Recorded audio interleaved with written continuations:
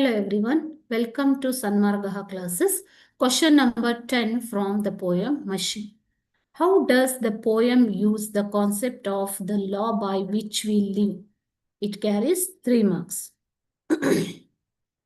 The law by which we live means it refers to the rigid, programmed and logical nature of machines which lack human emotions like pity, love or forgiveness.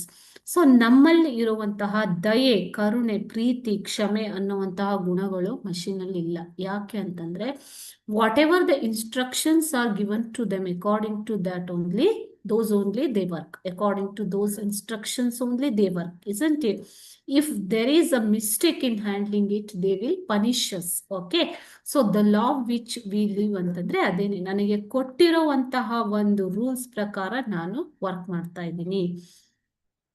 This phrase highlights that machines operate solely on predetermined non-emotional commands. So ಭಾವನೆಗಳಿಲ್ಲದಂತಹ ಬರೀ ಕಮಾಂಡ್ಗಳ ಮೇಲೆ ಮಷಿನ್ಗಳು work ಮಾಡ್ತಾ ಇದ್ದಾವೆ, ಭೌತಿಕ ಒಂದು rules ಮೇಲೆ. Okay, physical loss.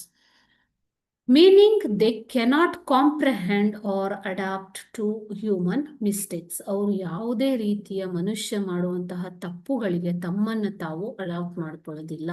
Which can lead to fatal consequences. ಪರಿಣಾಮಗಳನ್ನು ನೀವು ಎದುರಿಸಬೇಕಾಗುತ್ತೆ. The machine's law is a strict and unforgiving code. ಅದರ ಲಾ, ಕಾನೂನು ಏನು, ಕ್ಷಮಿಸಲಾರದಂತಹ ಒಂದು ಕೋಡ್ ಇದೆ. ಓಕೆನಾ? ಸೊ ಆ ಕೋಡ್ ಪ್ರಕಾರನೇ ನಾವು ವರ್ಕ್ ಮಾಡಬೇಕು. If human makes a mistake in handling them, they are punished with death. So ನಾವೇನಾದ್ರೂ ಅದರಲ್ಲಿ ಮಿಸ್ಟೇಕ್ ಮಾಡಿದ್ರೆ ಅವು ನಮಗೆ ಶಿಕ್ಷೆಯನ್ನ ಕೊಡ್ತವೆ. ಕೆಲವೊಮ್ಮೆ ಸಾವಿನಂತಹ ಶಿಕ್ಷೆಯು ಕೂಡ ಸಿಗಬಹುದು ಅಂತ ಹೇಳ್ತಾ ಇದ್ದಾರೆ.